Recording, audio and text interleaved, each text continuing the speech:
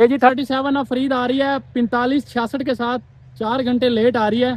कराची से कैरोड पक्का railway station से निकल रही है 37 अब फरीद एक्सप्रेस, माशाल्लाह अच्छी स्पीड से।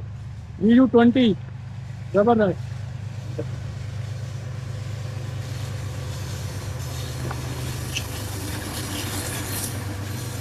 VU20 लीड में है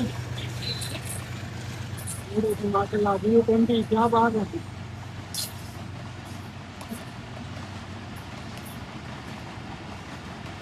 ग्रिल वाला डब्बा भी लगा हुआ है,